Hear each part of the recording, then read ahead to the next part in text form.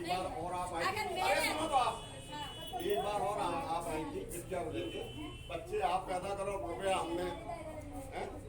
सरकारी स्कूल किसलिए होते हैं? सरकारी स्कूल नहीं है, प्रतिनिधि आपको चुनती है, वोट देती है, समझ में आ रहा है? उनका वोट है।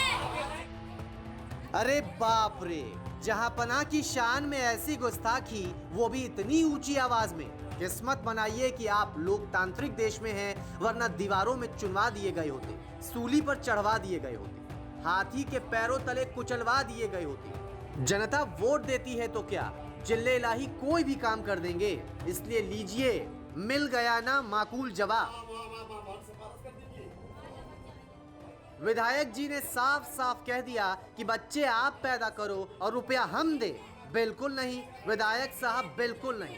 हम तो कहते हैं कि प्रेगनेंसी को भी आधार कार्ड के साथ लिंक कर दीजिए, जिसमें नंबर विधायक जी का होना चाहिए। मतलब जब तक विधायक जी ओटीपी ना दे, बच्चा पैदा हो ही ना सके। एक बार और आप आई थी, अरे सुनो तो आप, एक बार और आप आई थी विद्या को लेके, बच्चे आप पैदा करो रुपया हमने, हैं? सरकारी स्कूल किसलिए होते हैं?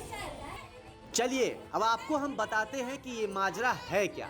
दरअसल कुछ महिलाएं औरैया के सदर विधायक रमेश दिवाकर के पास गुहार लेकर पहुंची थी कि कोरोना काल के दौरान प्राइवेट स्कूल बंद थे, प्राइवेट स्कूल वाले अगर फीस माफ कर दे तो बहुत कृपा होगी, महंगाई में कुछ तो रियायत मिलेगी लोगों को। इस बात को लेकर विधायक जी और महिलाओं में बहस हो गई और फिर विधायक जी अपना आपा ही खो बैठे, लगे उज्ज्वला योजना सहित सरकार की कई स्कीम गिनाने के बाद भी जब मन नहीं भरा तो तमतमाते हुए बोले, बच्चा आप पैदा करो और रुपया हम दे। विधायक जी के इस बात पर वहां की महिलाएं गुस्सा गई, लेकिन विधायक जी ने मौके की नजाकत को समझा और वहां से चुपचाप 9-2-11 हो गए। हालांकि बाद में वो इस आरोप से साफ मुकर गए। पहले कहा कि मैंने तो ऐसा कोई बयान ही नहीं दिया, बाद में सफाई देते हुए कहने लगे कि जिस महिला के साथ विवाद हुआ है वो तो बसपा कार्यकर्ता है और सरकार को बदनाम करने के लिए ऐसी साजिश कर रही थी। बच्चे आप पैदा करो, क्या मामला था उसमें? देखिए ऐसा है कि ऐसा कोई बयान हमने नहीं दिया है, हमारे कुछ लोग मिलने वाले थे तो उसमें तो मैंने ऐसा कुछ कहा नहीं है। और जो वहाँ जो भब्बर हुआ वो एक महिला है, कोई वकील हैं और बीएसपी से बिलोंग करती हैं। तो मैं वहाँ पर कार्यालय में अपने पहुँच रहा था, जिला कार्यालय, तो वहाँ से फ़ोन आया कि बोले कि विधायक जी हम आपसे मिलना चाहते हैं। तो हमने अपने ड्राइवर का, अपने बहनें आई हैं तो उनसे मिल लिया जाए, उनकी समस्याओं को दूर किया जाए। तो जैसे ही हम वहाँ पहुँचे तो वहाँ पहले ही से प्री प्लानिंग थी कि एक लड़की कैमरा लिए हुई थी और एक जी आपका जैसे ये आप हमारे सामने लिए वो लिए थे।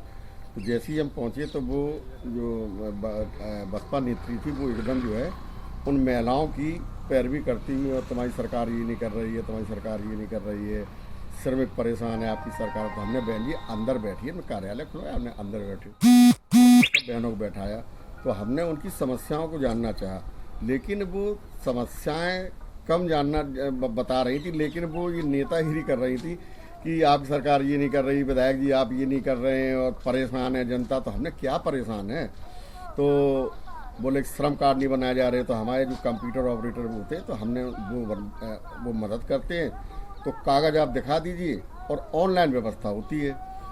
तो बोले कि नहीं पैसे लिए जा रहे हैं। तो उन्होंने कहा कि जो एक साल के लिए जो कार्ड बनता है उसके पैसे नहीं लगते हैं, जो 3 साल के कार्ड बनाए जाते हैं उसके पैसे 80 रुपये शायद और जमा होते हैं ऑनलाइन में।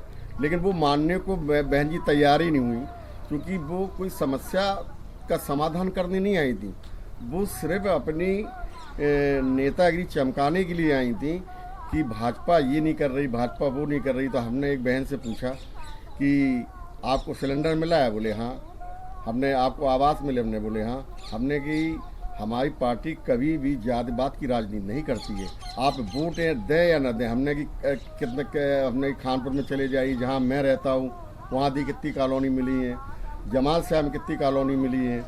तो वो ये और कहने लगी, एक महिला उसमें से बुर्का पहने हुई थी कि सिलेंडर दे दिया कि हमें एहसान कर दिया, सरकार ने सिलेंडर दे दिया तो हमारे ऊपर एहसान थोड़ा कर दिया। तो हमने बहन जी आप जीत गई, मैं हार गया और हम चल दे इससे में फिर बसपा की नेत्री फिर वो तैयारी साथ जो आई थी वो ये हम ये कर दें वो। तो हमने बहन जी आपको धरना देना, प्रदर्शन देना, जी आपका कार्यालय, आप यहाँ बैठो, हमको और काम है, हम वहाँ पे निकल रहे। बस इतना कहने के बाद हम वहाँ से अपनी धीरे से निकल आए। फिर वो अपने क्या करती रही, क्या नहीं करती, फिर हम अपने मुख्यालय गए, मुख्यालय अपने जो काम हम निपटाए वो अपने निकल आए। चलिए एक बार मान भी लेते हैं कि महिला बसपा कार्यकर्ता थी, लेकिन किसी महिला के लिए इस तरह के शब्दों का इस्तेमाल कहां से जायज है। और आइए से सूर्य प्रकाश शर्मा की रिपोर्ट, यूपी तक।